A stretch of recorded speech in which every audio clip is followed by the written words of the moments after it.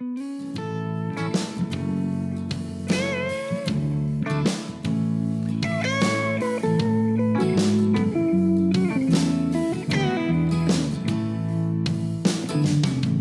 these Biloxi blues, it happens every night. Every night. And I ain't ever met a riverboat dealer that could ever be a friend of mine. I have not. The summer heat never treats me kind, it leaves trouble on my mind. So I'm bidding farewell, putting in my notice, and I'll see you at another time. Sing. This highway does not know my name, and I don't care. Nope. No, Not. I Don't care.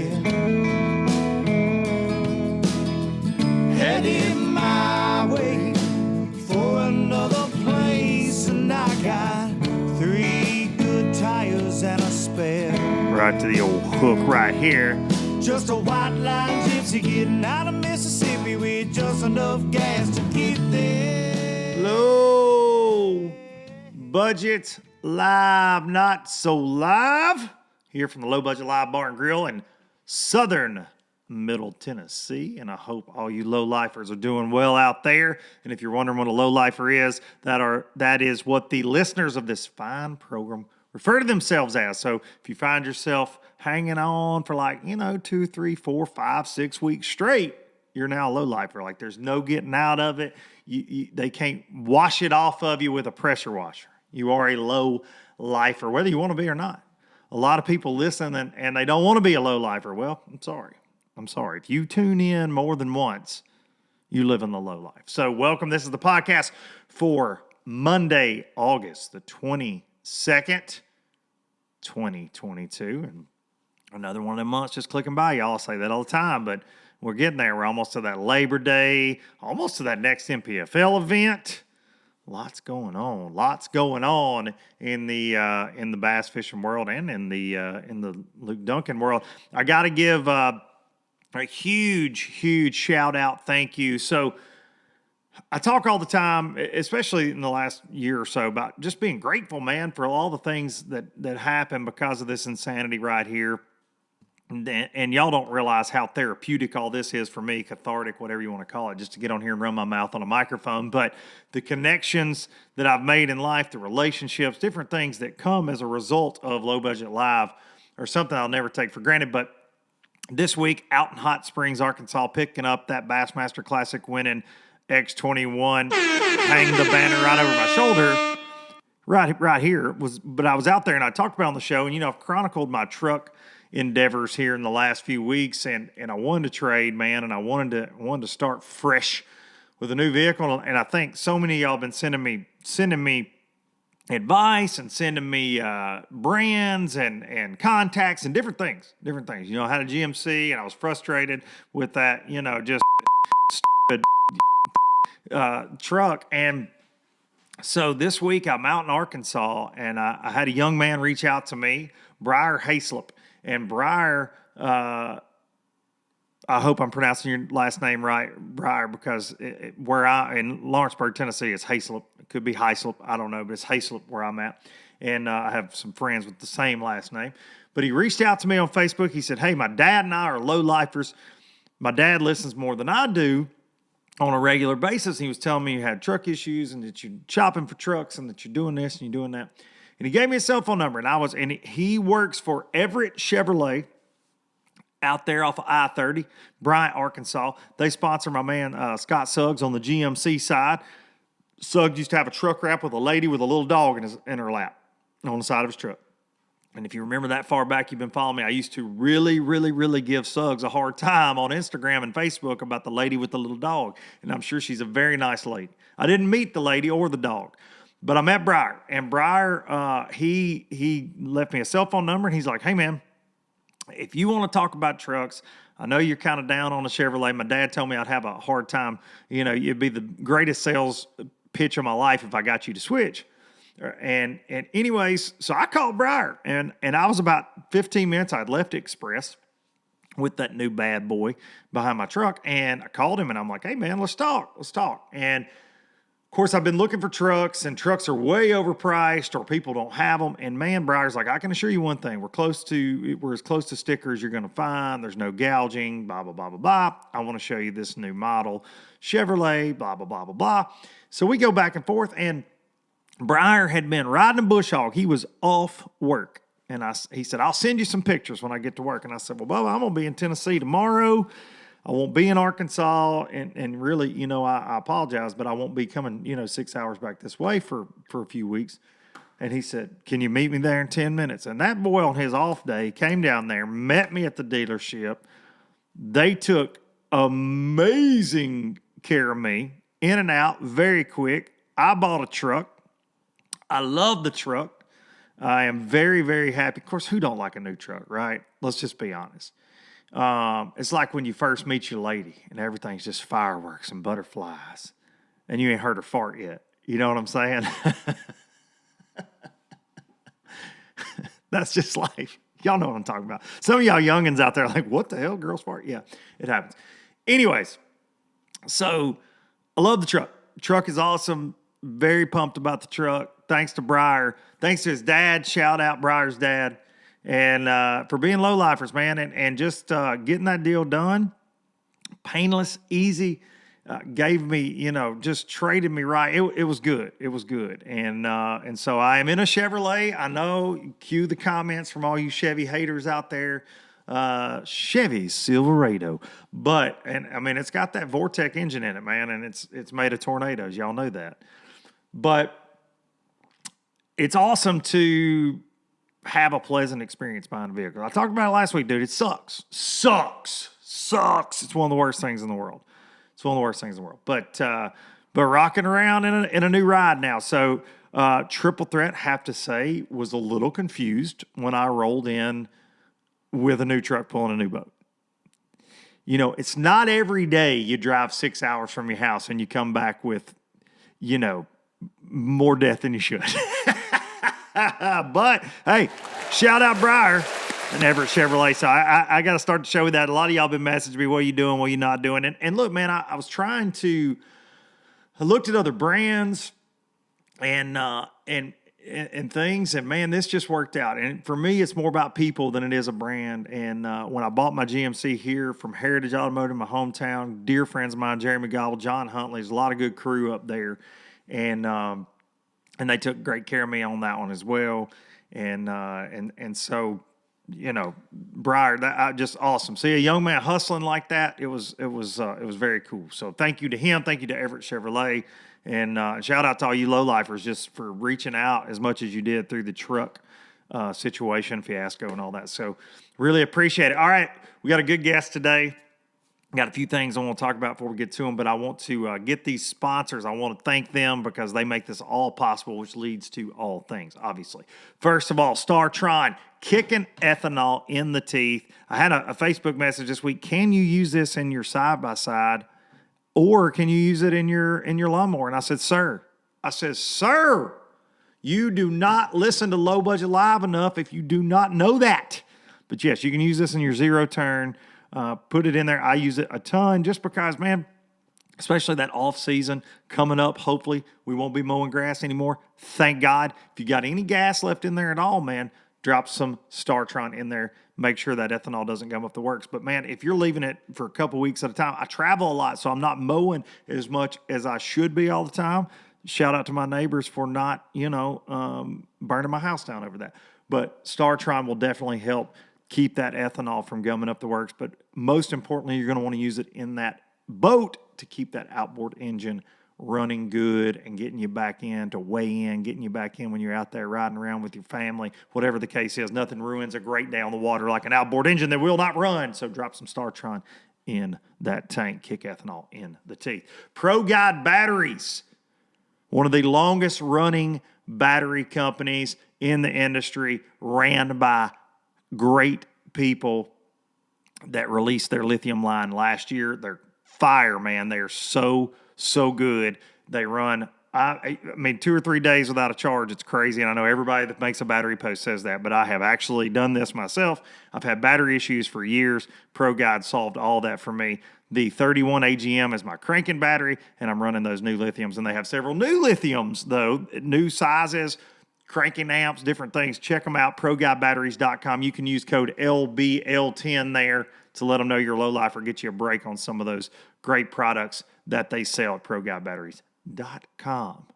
Don't mess with nobody. There's a lot of bull crap lithium companies out there, okay? A lot of bull crap lithium companies. Everybody and their granddaddy went to China and got them a lithium battery. Oh, I got the Power Stroke lithium batteries. Look at these. I'm a lithium battery company. Look, these are Big Dog Lithium. Come on in. I'm the CEO. Check out my batteries. On the back of a pickup truck, a guy opens up his coat. Look at these lithium batteries. They're everywhere, man, but you gotta be careful because you don't want a bad lithium in a boat. You can ask a lot of people that had a lot of problems over the years. So stick with folks you can trust. ProGuide's been in that battery industry for a very, very long time. Baitworks.com. Baitworks, your online tackle heaven, in my opinion. And if they ain't got it, they got it coming. Those boys are on fire right now, doing things the right way. And man, it's a one-stop shop. It's a one-stop shop. You need to get on there and check it out. They are continuously adding to that. I was told this week they got the Toad Thumper lures. If you like those frogs, Toad Thumper, they got those coming in. We're starting to get towards that froggy season in a lot of parts of the country. I know y'all are already in it up north, but we're starting to get there down here as we approach September. So get on there. They got a huge selection of frogs, but Toad Thumper's coming very soon. Of course, if you're still smallie fishing, been watching this Lake Oahe, been watching that St. Lawrence River Pro Circuit title, rest in peace, Forest Wood Cup tournament, you're going to want some accent. They got it. You're going to want some of them flatworms, flat-nosed minnows, all that stuff. Baitworks.com's got it. Duncan-10 lets them know you are a low lifer. Get over there, baitworks.com. Thank y'all for using that code. I see it all the time. And last but not least, Express Boats, Hot Springs, Arkansas, that Bassmaster Classic winning high-performance aluminum boat with the sea deck, bow to stern, that Yamaha show bad boy on the back. I mean, hang the banner right there. Express Boats just picked up that new X21 Pro LE, baby, the new ride. Did a quick little snippet of it on Instagram down here in the shop. Still got some rigging to do. Got to add the old electronics. Got the power poles on there. Got the Garmin Force on there, though. The boys and the ProGuide batteries are in there, thanks to the guys at Express. But I've got to put the electronics. Got to get the Garmin's on very soon and get it out of the water, man. I just haven't had time and don't know when I'm gonna get to do all this, you know. But anyways, got it in the garage. It looks so good, man. The seats updated to, you know, the floor plan, the layout's a little different. The seats are different on the LE. Beautiful ride.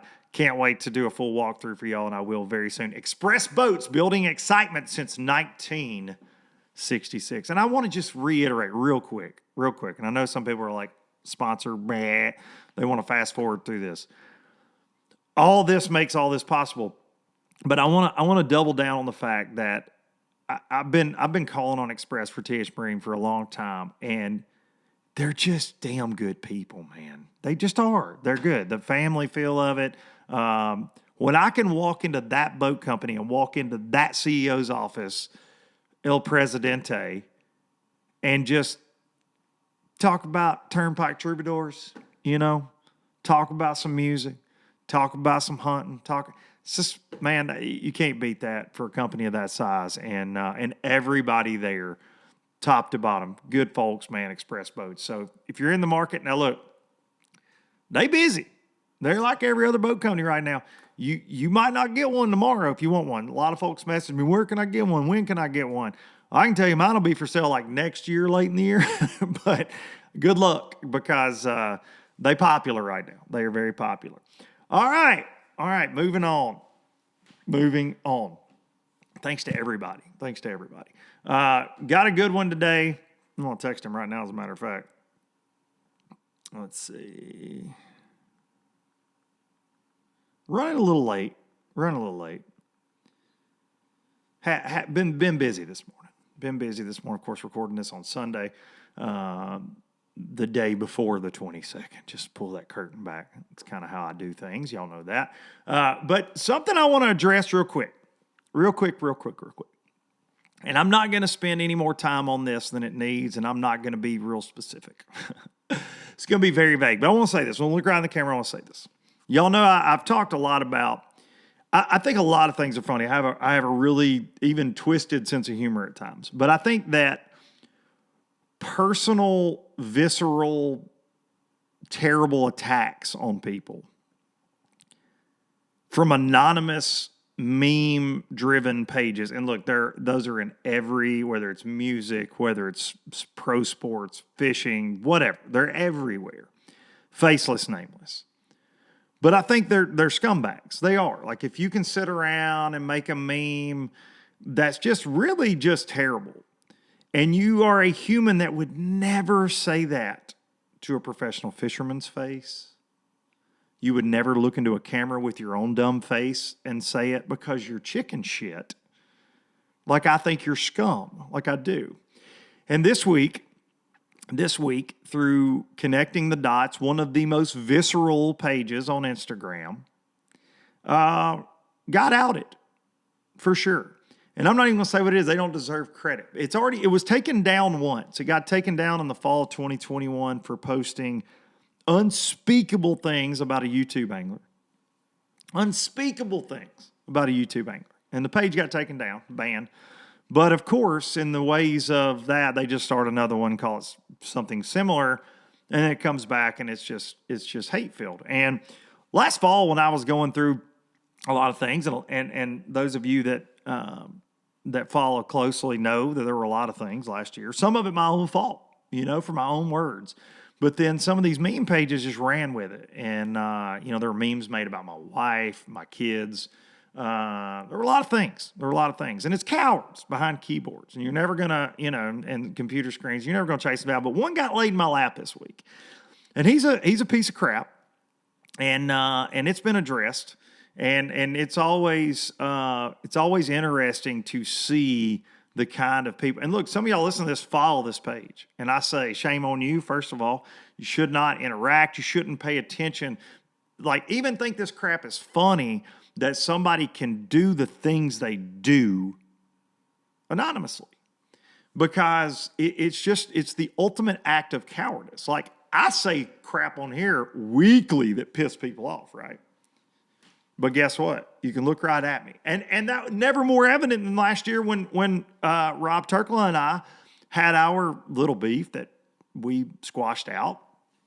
And his fans showed up, man, with death threats and all kind of things because they thought that I had taken an unfair shot at Rob. And that is the risk I take every time I hit the red button and I get on here and talk into yonder microphone. That is the risk I take. But I have a spine, and I stand behind anything I say. And if I need to retract anything I say because I get proven different, I will be the first to tell you, and y'all know that. Hey, I was wrong on that. This dude's this dude's that. Whatever I've said over the years, right? But I stand by the fact, because I get accused of being fake pages a lot, but I'm not about that life. Like, I will tell you, I don't have to, and I don't have time. I truly, in my life, do not have time. Like, I can't imagine even following something like that, let alone running something like that, and what kind of person it takes to come up with this crap. Like, it's absurd. So, a warning to all y'all out there. There are 3 or 4 on Instagram that have a good time at a lot of people's expense. Two of them we're now, and I say we, there are several people that actually do make a living in the industry and actually are faces and people that do have a little bit of a following, that we know who you are. And I just suggest you chill out, like, period. Because, you start putting those real faces with visceral, you better not come out in public. Better not be roaming around the Bassmaster Classic, grinning ear to ear. Because most of them, this is what you find out in our world, right? And I think this is probably the case with any troll page, that kind of thing. is they're just fanboys. And most of the time there are people, and there's nothing wrong with it. I'm a fanboy of the sport, obviously. But I've participated, but I'm also a fanboy. But there are people that just don't, and I think this can be said for a lot of negative internet commenters, whether it's about, sports, music, whatever, is never accomplish anything in life, but long to be in the middle of everything. And the only way they find this tiny, and I mean I'm talking 60 likes on post, and it's just the same 4 or 5 little guys on there just all patting each other on the back. Oh, it's just good times, right? That kind of shit. It's the same type person, but it's people that will never accomplish anything like in this world of professional fishing or in general, and they long to be known in the industry. And the only way they can get just a little like tiny nugget of it is anonymously. And what always ends up screwing them up, and in the case of the two I'm speaking about, is they got to let somebody know. They got to get a little cocky. They got to get, because it's like a serial killer. They ultimately want to get caught because they want to behind the scenes. They want some pro fishermen to know who they are. Look, I did this and I made fun of him. I made fun of Scott Martin. Look at me. This is awesome. Can we be friends now? Can we be real life friends? Can I get a selfie? And it's just funny. It's funny. So once you peg the kind of person that does this, you're just ultimately sad for them, right? But I just want to say that, like, be careful what you follow. And if you see any of those pages making, and look, man, there are I get hate messages, hater, whatever you want to say. I hate the term hater, but I got thick skin. But when you bring my family in, it gets very, very personal for me. Very personal. Because I work hard. I work hard to be as good a dad as I can be, best husband. And I fail at it constantly. But you start messing with my family. You start messing with good friends of mine. People I know that work very hard in the industry. That's when it changes. So I don't address this kind of stuff a lot. I try to stay out of it. I don't follow any of it. Block it, go on, whatever. Get it sent to me a lot. You start addressing my sponsors. You start messing with my sponsors. You start messing with my family's livelihood with your garbage anonymous post. That's when I start taking it personal. I wouldn't be walking around the Bassmaster Classic. That's all I'm saying. Take that for what you will. Pissed off rednecks hard to guard. Just remember that. All right, moving on. I need something. Oh, okay. Yeah, we'll use that sound. This will take us into the next segment. We'll get that out of the way. That has to be said. I could go a lot harder in the paint. I could give names. I could do all this. But they don't deserve the credit. And I made an Instagram post yesterday about it that I took down. And it's just because they ultimately don't even deserve, I don't know, like it's just pathetic. It's pathetic. Don't want to shed any light on it any more than need be. All right.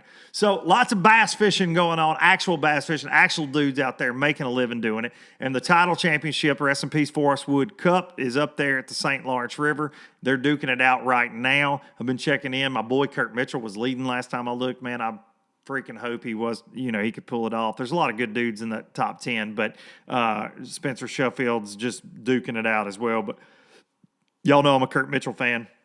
Would love to see that. And then, of course, you got Oahe. You got Seth Feider and boys up there. Austin Felix catching them up. Lots of things going on up there at Oahe. An interesting tournament, man. I feel like, St. Lawrence River, the title tournament, is what it is. It's big smallmouth. We know the drill in the St. Lawrence River at this point. They didn't let them go out to the lake. They went out of Messina. Kind of a lot of the same there. Amazing tournament. Giant bags getting caught, as always, in the St. Lawrence. But this Oahe deal, man, is it's interesting. I've seen some fans complain about it online, different things, but I'm so intrigued by tournaments like this. And Austin Felix was leading this morning. Matt Robertson's close in the mix. Patrick Walters. I know my boy Cody Huff made the top 10 up there as well. But it's interesting, man, what's going on, and that is such a vulnerable area for wind and weather, and it's been fun to watch, man. Of course, a lot of looking down, a lot of live scoping going on as we see at every event now, but mainly smallmouth events are all live scope. But it's really cool to see the inconsistency as well with a lot of the guys, and these are some of the best in the world, and it's just like the way the weights have ebbed and flowed all week has been really crazy. So we'll see who pulls that out, and hopefully get, talk about it next week for sure. Just the timing of it, obviously couldn't have the winner on today. Haven't checked Bass Track in a minute. Let's check it. Let's check Bass Track. Let's pull it up. Let's do some low budget live, even though tomorrow you will know who won. Let's just look right now. Of course, Taku Ito up there as well. Seth Feider just caught a 4-pounder, it says. Let's see. Austin Felix still on top. But Chris Johnson, CJ closing in on him a little bit. Interesting. Brian New, Tyler Rivette, Taku, Mark Frazier. Yeah, it's a great top 10. I think it's a great tournament, man. I like going to those different venues. I like going, when they do that. I think it's freaking fantastic. Can't beat it. I'm trying to find something right now that I thought was hilarious. Where are you at? Right here. Did anybody see this? This is amazing. Never forget Seth Feider's the GOAT, ladies and gentlemen. Oh, he's in the fin. That's why he's in the fin. Seth Feider snags one. How does that happen, dude? Freaking Jeff spragged him, I guess. Freaking Jeff spragged him, I guess. If you don't think Seth Feider is, look, out of all the talk about trolls, look, that's solid. You are on Bassmaster Live just sending it out there. Just sending it. I love it.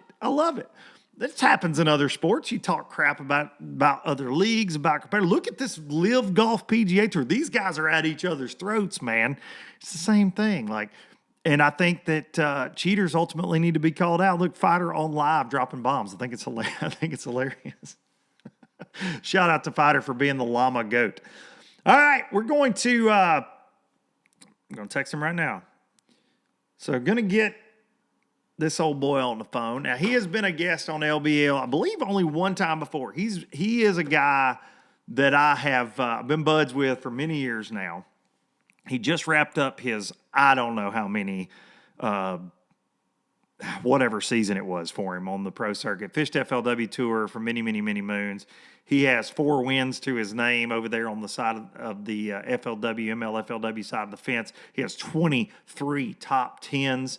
He has racked up over $500,000 in career earnings. He's one of the, if not the premier guide on Lake Guntersville. He's just coming off of a 27th place finish in the Angler of the Year standings for the pro circuit this year. And he's just leaving that title championship. I've got to find his number. There it is, right there. Ladies and gentlemen, he won Big Fish up there. He's having the time of his life. Always one of my buds, one of my favorites. Ladies and gentlemen, Alex Davis. Hello. What's up, buddy? How are you? Oh, just driving down the road. You know how she goes. Well, I do, but I normally don't stay gone from my house for 7 months at a time like you do. or you have been lately. Well, I haven't been home. I think I looked last night. I think I've been home 6 days in the last 32. So I don't know if my dog's going to know what I look like or my wife, if she's going to remember me, but I'll know those answers this evening. Here's the thing. Your dog will remember. Your wife might not be there.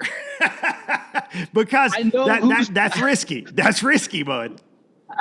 I know who's going to be happier to see me, and it's not my wife. I'm sorry to say that. Yes. My dog is going to go nuts, and she's going to shake her tail and jump. And I tell my wife every time, why can't you do that? Yeah, why don't you act like that when I get home? Why don't you shake your tail? What's your deal? What's your problem? I've been gone.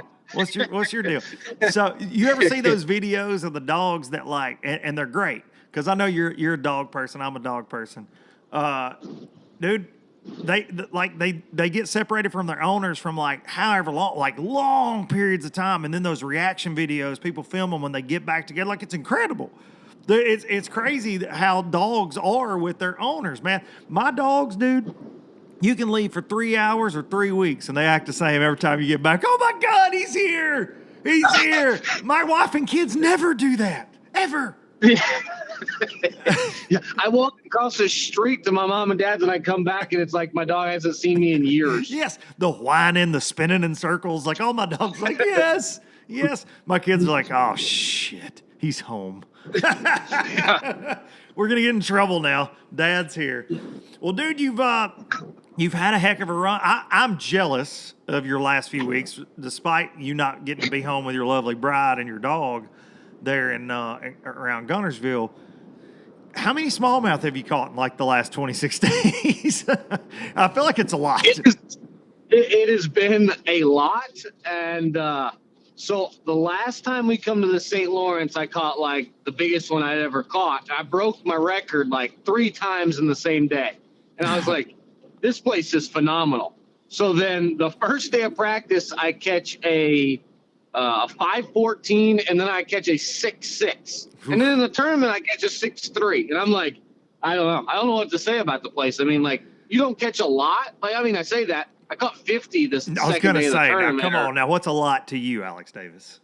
Yeah, like you hear people say, oh, I went up there and caught like 100. And I'm like, well, I caught 50, so I guess I'm doing okay. I mean, yeah. It's pretty special, and there's nothing like smallmouth. I mean, I like frog fishing and all, but smallmouth, they're just a whole nother level of fun. Dude, have you sampled when you've been up there just fun fishing around that region? Have you sampled any of like the largemouth fishing, frog fishing, that kind of stuff up there too? Because I know it can be epic. It's not like Gunnersville big fish epic, I know, but have you ever got to mess with that at all, or are you just strictly smallmouth on the brain? To me, it's like going to Gunnersville and saying you're going to go try to catch a spotted bass. Like, we got them, but yeah. I mean, why? Why do you do that? So it happens sometimes, though. When I go up there, I'm all in. I just want to catch. I had 9 rods in the boat, and they was all drop shots. And I was like, oh, I'm all in. So so you didn't, no Ned for you, no swimmer. You're just all drop shot up there. Yeah, I was just all drop shot the whole time. I mean, the net, it got stuck too much for me. I tried it a little bit, and it just kept getting stuck. Or it frays your line up real bad. Yeah. Just because you got, like, it's on the bottom, like where your sinker would be. Right. And at least your drop shot weight, when it gets frayed above it, it really doesn't matter because. No doubt. Yeah, it doesn't matter. Do you think that your current experience on the Tennessee and the way it positions fish, does it help you on the St. Lawrence River? I know it's different, but I mean, are you a guy that you can apply your current knowledge anywhere you go? I think it's to me, I tell people smallmouth fishing is just like ledge fishing. Like, it's the exact same thing, except for there they got boulders. So it's even actually easier because sometimes, like on Tennessee River, fish just get on places and it's like, why are you there? Like, yeah, what is your deal? Yeah, we don't know why. Yeah. Yeah, what is your deal? Where there, they just look for a big boulder. So I mean, if you just idle and drive around and act like you're clueless, and then all of a sudden it's like, ooh, look at that boulder over there. And the cool thing about it is rocks don't go anywhere. Like I see now, yeah. Like those Johnstons are so good because guess what? Boulders don't move. They kind of sit there. So once you find that stuff, like some of the places I caught them this week at St. Lawrence was the exact same boulders I caught them last year when we was there. No kidding. That's awesome. So similar stuff. So that experience paying off too. You know, that and dude, I think that gets taken for granted. We talk all the time about coming in with a clear mind, or man, some of these rookies, dude, they just tear it up. But dude, you know, like I do from fishing the tour, I mean, them boys, like, especially back in the day when I was fishing, like Andy Morgan's and Wesley Strader's, when you roll up to Beaver Lake for the 9th time, there's a reason they top 10 it. That experience pays off, right? So it's cool to hear that what you found last year played into this year at a different time of the year. Yeah, like to me, the experience thing, it's like Michael Neal. I think that's why he's like coming into his own and really, he's gotten out of that hole coming in second and kind of being in the 12th in angler of the year, and that's why he's winning now. He is everywhere he goes. I mean, sure, the fishing's not exactly the same, but you're familiar with where you're going now. Like, he's kind of like where Andy Morgan and Thrift was at Beaver Lake. It's like, it's kind of, you go there and it's like, yeah, I kind of have an idea what to look for and what they should be on. And that rock didn't move from last year that I caught him off of. So yeah, that makes it nice. Well, and it's funny hearing you say that about Chris and Corey, but I mean, they probably have 1,000 rocks like that. And you're just, I'm envious of that. I'm not gonna lie. Yeah, that's the problem with grass fishing is it moves every year. So you can have like the greatest place one year and it not even exist, not even be there the next year. That's really that's interesting. And or the mix of grass, like, and I know you're referring to Gunnersville a lot, like with the eelgrass coming in over there, it changes the way they behave and where they get.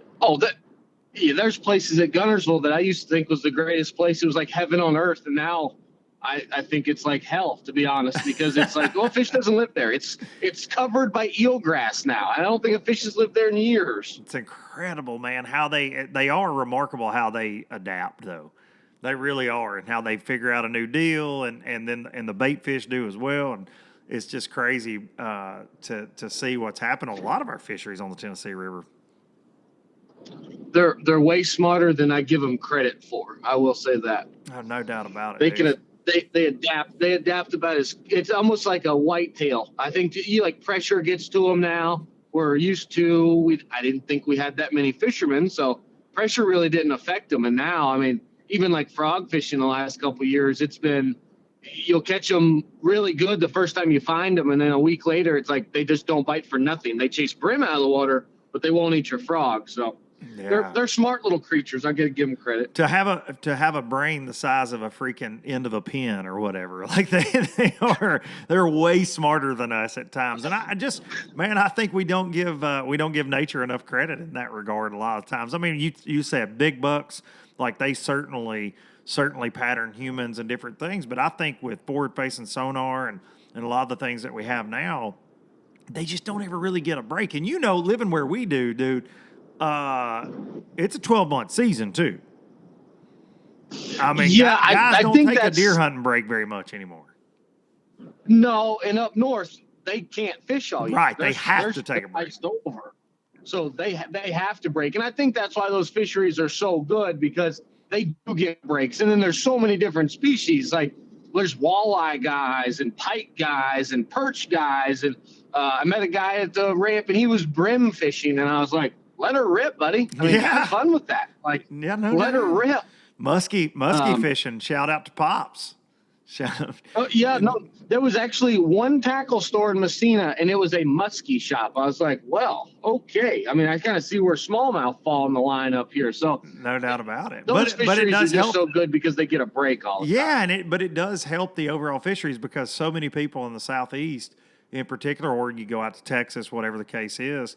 Dude, we got a lot of crappie fishermen, but it's bass more times than not. And I think you would agree our fisheries, not to just get on a negative bandwagon at all, but we're starting to see the kind of the payoff for what's been happening, I think. Wouldn't you say?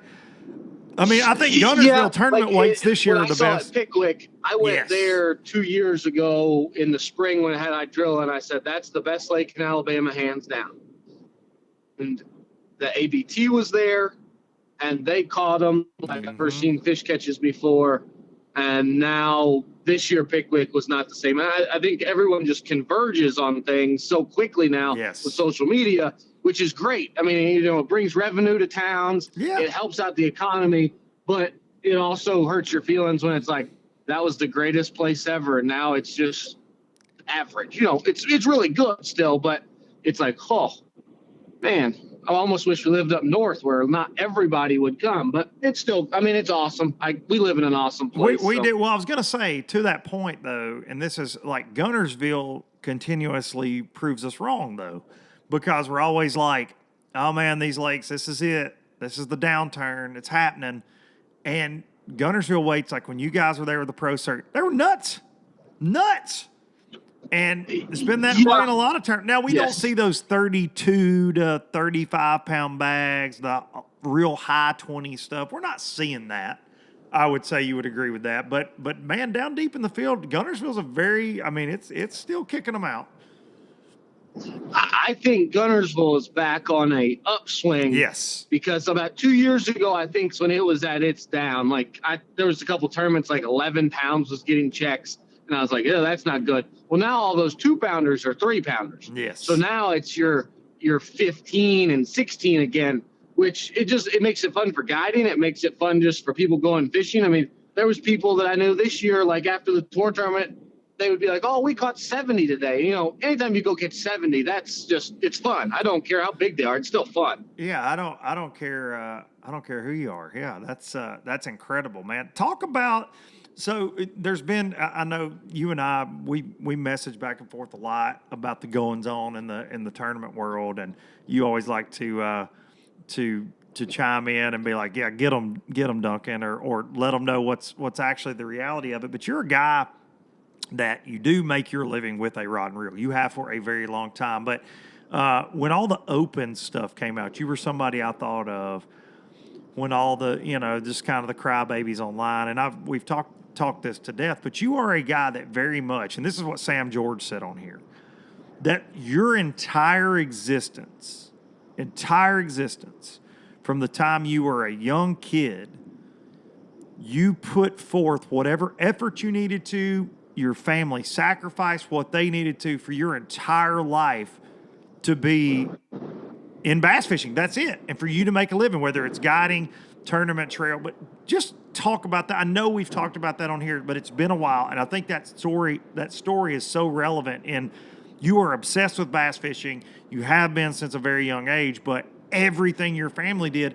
And you guys weren't walking around with millions of dollars flying out of your pockets. Because that's always the number one statement. Well, it's a daddy's money rich kid circuit, or it's a this, or it's that. Yes, there's certainly plenty of that in our world. But just talk about kind of where you got, how you got to where you're at right now.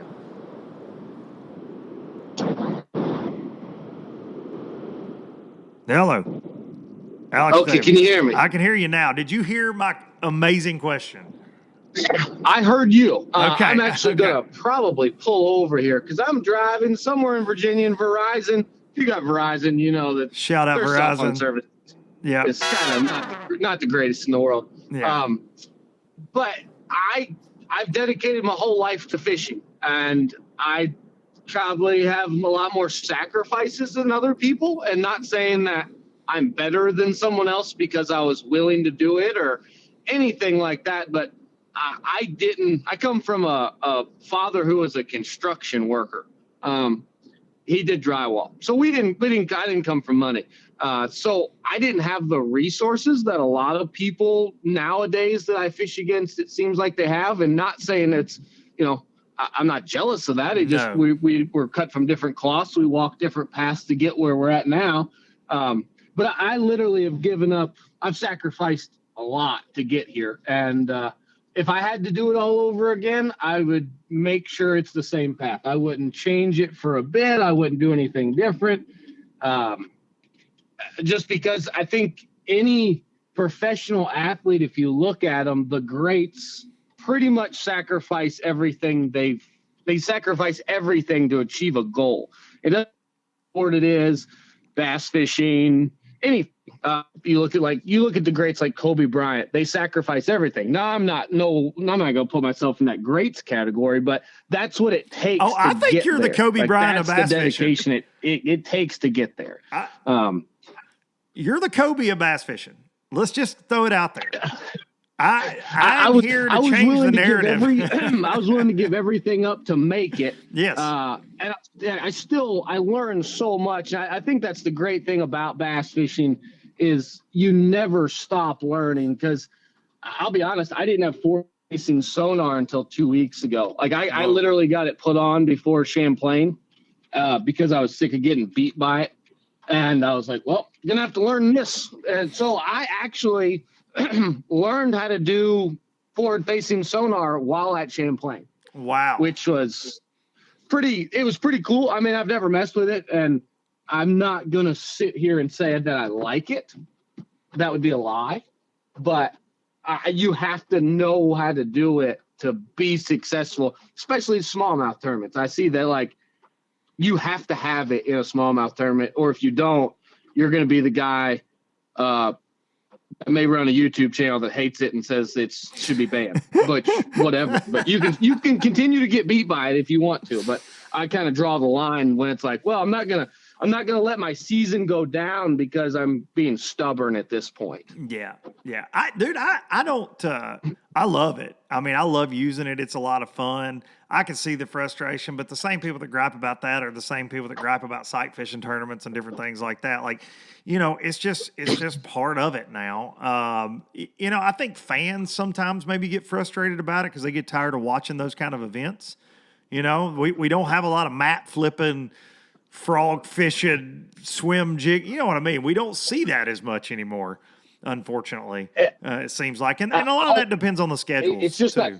It's not just fans. It's me. Like, I'm driving this morning. I don't watch it. I just put my phone on so I can listen to it. And I've went back between the St. Lawrence and the Lake Wahi tournament. I've watched both. And as a fan, it's not very fun because you're literally just watching someone look down and then all of a sudden say, "Oh, I got one," or "Oh, there he was two, and he's coming at it." It's not a very fun thing to watch. But what I think a tournament organization could do is if they could put a camera on that graph where you're watching the graph instead of the fisherman. Yep. I think that would engage so many people because, like, as a fisherman, what you get to watch, that's amazing. Like, it is fun to watch. It's amazing to watch. Yeah.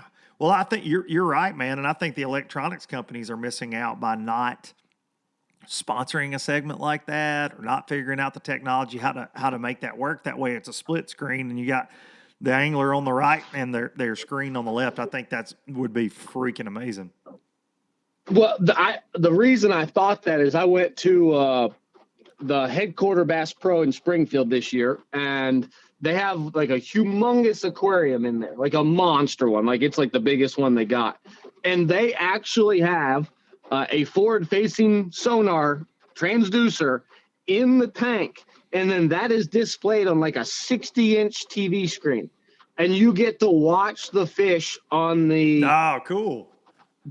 You get to watch them swim around in the tank on the actual TV screen with the forward-facing unit. So, I mean, when I saw that, I was like, oh, wow, like, that's awesome. And the first thing I thought is, why doesn't some tournament organization figure out how to stream someone's graph instead of watching them as an angler? Because I think every person, fan, angler, whatever, you want to watch what the fish are doing. Like, I want to see when Spencer Sheffield says there's 6 great big ones and they're going to it. Like, I want to watch that. So I think that it's coming.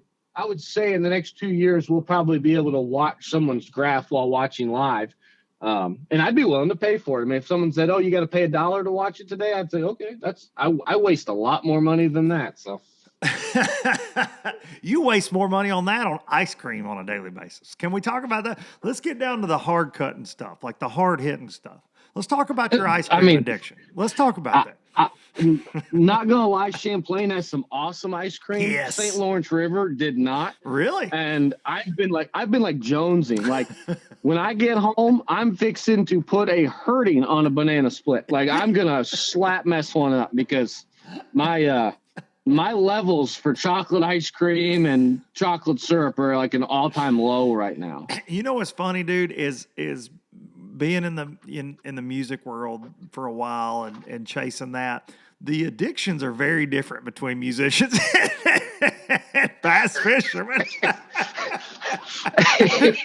Yeah, I mean, like, some of my music buddies, son, rock stars addiction, yes. But I think it tastes better personally. So, I mean, you might get diabetes in the long run. You might get diabetes. It's less expensive. Okay. It doesn't ruin families' lives or anything. It could. It might put a few pounds on, so it makes me work a little harder. But it's the same thing. We still Jones. I love it, man, because because we've joked about that a lot. I am a absolute lunatic for sweets. Like, I don't care what it is. If it's a Pop-Tart, an Oreo, or a bowl of ice cream, get it out here. But ice cream and milkshakes are my Achilles heel in life.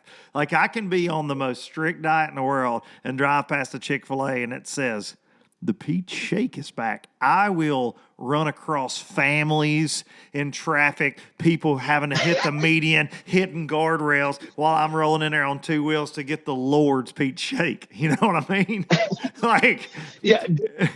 I mean, Dairy Queen knows my weakness because they always come out with these, we got these 2 new blizzards. And I'm like, really? Like, you had to go there on me. Like, you did that to me? Okay. They're well, like, I guess I'll just have to drive to Dairy Queen and get me some blizzards. I mean, that's, Sonic with their blast. I mean, they always keep changing that up. That kills me. I live real close to a Sonic, and I love them.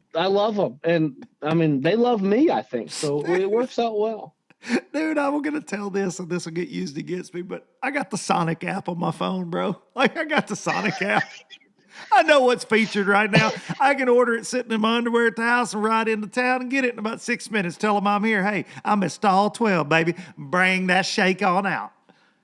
Yeah, well, now they got drive-through Sonic. Like, you don't even have to sit at the booth. You can just drive through and pick it up, and it's like, I mean, fat guys like me, I mean, it's a weakness. I mean, it hits. It's like a Berkeley Maxet worm, a flatworm on smallmouth. That's like a blast for me. Listen, so the Sonic in Hot Springs, Arkansas, right down the road from Express Boats. I was out there this summer working a high school fishing tournament there on Lake Ouachita, and I was staying real close to the Sonic. It has stalls for boats.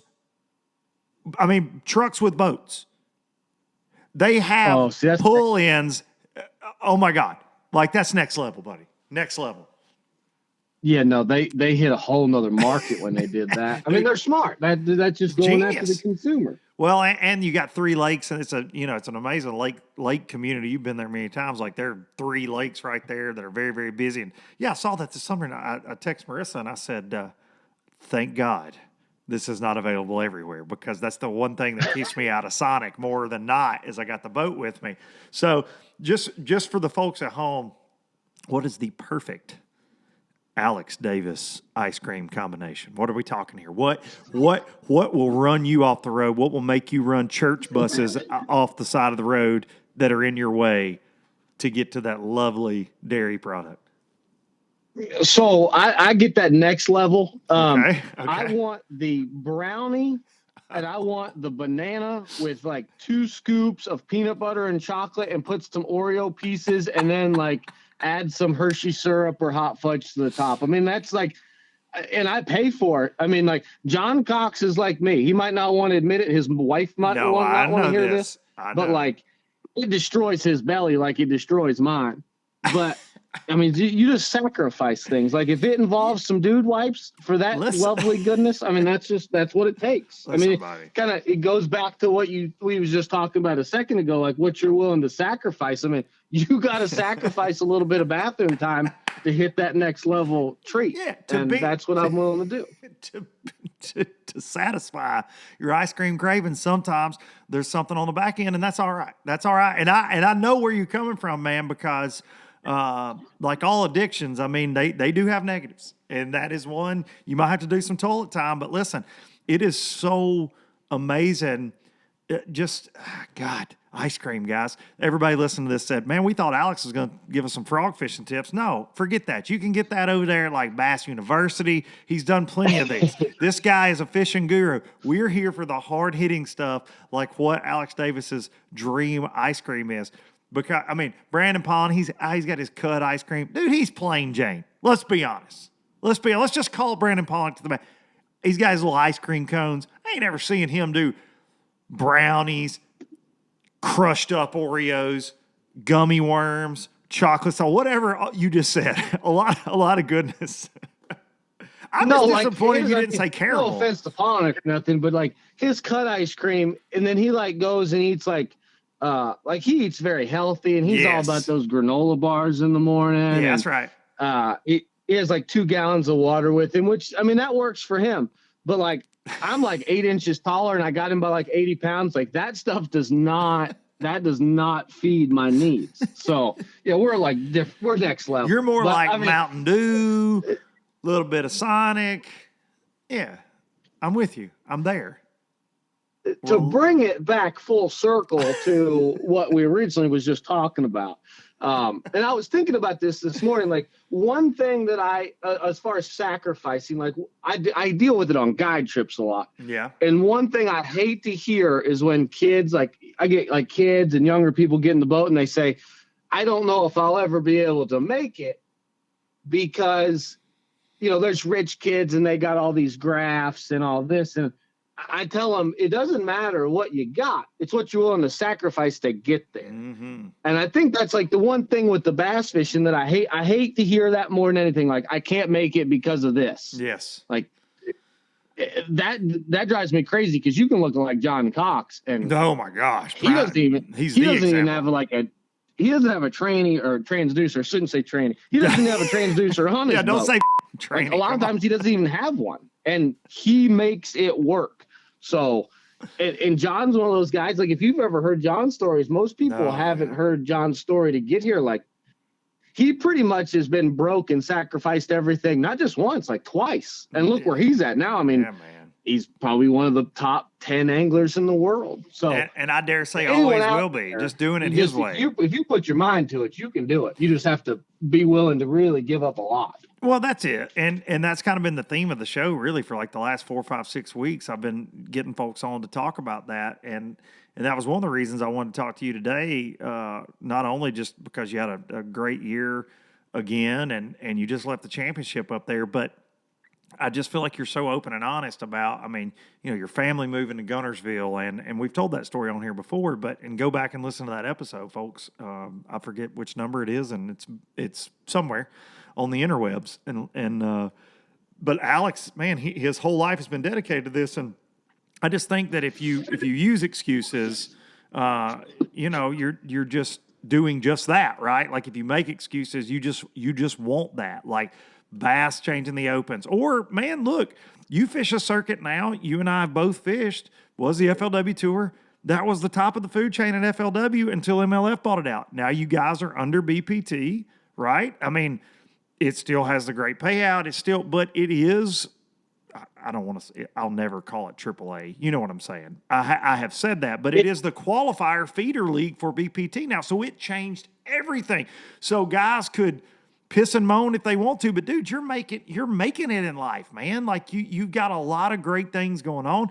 Your relationship with Shimano, companies like, I guess Jackal, like all the stuff you do, man, you've got so many cool things that you've done on the shoulders of Alex Davis's hard work and sacrifice. And it's just, man, it's freaking awesome to see.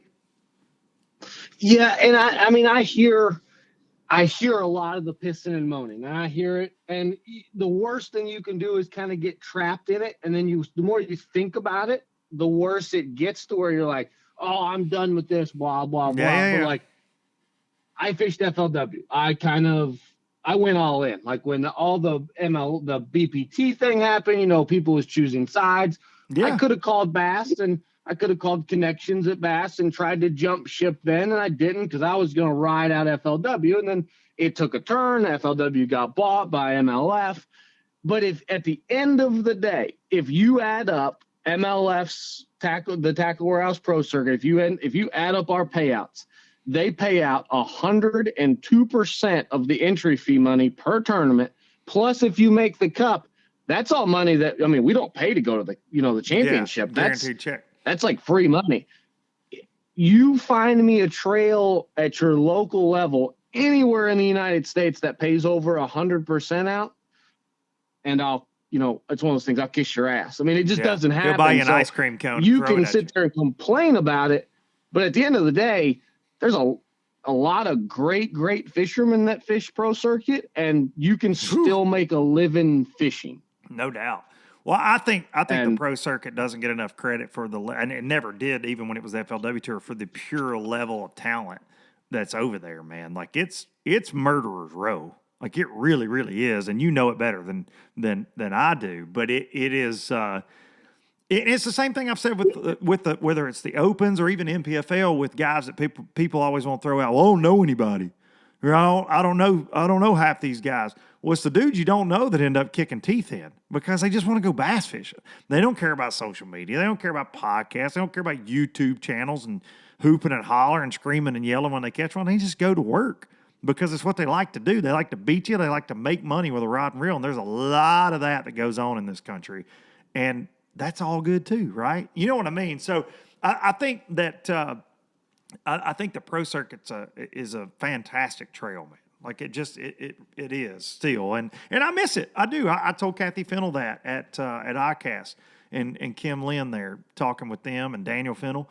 I do. I miss those days, man. You remember how fun, and I know it's still fun over there. But when guys like Murphy and Rhino, all of our buds, but I think back before everything changed, and I'm talking about even like before Strader left to go to the elites and Ayler left to go to the elite. You know what I mean? Like we had the crew over there. It was a blast, dude. It was so much fun.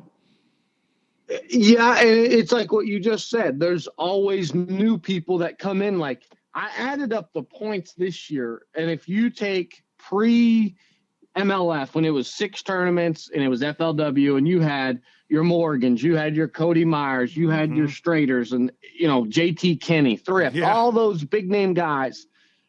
It takes more points now to make the championship than it did then. So if you're looking at level of competition, I mean, we're just looking at points. I'm taking names out of the hat. Yeah. If you look at the points it takes to qualify for the championship now versus the points it took then, it is considerably higher now than it was. So impressive. The level of competition, I mean, I hear it from the Elite Series. I'm a bass fishing fan. I fished FLW my whole life. Now it's pro circuit, but I'm a bass fishing like a fanatic. Like I watch it all. I watch YouTube videos. Like the Elite Series, I hear people say, "Oh, the elites ain't like they used to be because you don't know anybody." And I understand that, but like David Mullins has put up some of the most incredible 2 or 3 years on top. Like ridiculous. Like Feider. I mean, the year Feider had last year when he won AOY was like stupid numbers. Like dude, almost never been done before numbers. Dude, his last 3 years, whenever they were doing they were giving some anglers the boot and they did like the cumulative average angler of the year. I think, and Feider was overwhelmingly number 1 on that list from what I was told. And dude, his average finish was like 12th or something. Like it's crazy. Oh, no. Like not enough credit is given to that dude at all. And you can look at results. Like if you look at the St. Lawrence this year, if you take the names away and you just look at the results, they absolutely smashed them. And I don't care if you put in the BPT guys that same week that the elites was there. Those weights are going to be exactly the same. Yeah, I mean, they're not going to catch them. That's the better. level of competition. Yeah. It's not like, BPT was there and the average bag was 32 pounds and the elites was there and the average bag was 25. I mean, the level of anglers now, due to being able to watch everything on YouTube and read and consume so much knowledge, like the level of competition is almost scary at this point. Like you go to a lake and you think you had an awesome day. Like at Champlain, I come in the first day I had like 1812 or 1811, something, 18 pounds. And I was thinking on the way in, I'm going to be in like top 10, no problem. And I was in like 20th and I was like, whoa. Yep. Like what did they just do here? No, it was that first day up there was wild, man. Me and Brad Knight were talking about that. But to your point, talking to guys like Christie, Justin Atkins, Hackney, Polnick, Swindle, that have competed against all the fields, right? Like they have a good representation of the talent everywhere. They've done the BPT thing. They fished FLW Tour. They fished the Elite Series when it was before the split. All that. They say like the Elite Series right now is harder than ever. I mean, harder than ever. And you can look at that, man. You can look at the weights, you can look at the standings. So that's I guess my overall point with all this is, folks need to watch the pro circuit. They need to watch MPFL. They need to pay attention to the Opens, the Toyotas, whatever the case is. If you're a bass fishing fan, just watch it all. Watch it all, man. There's a lot of talent out there in the world.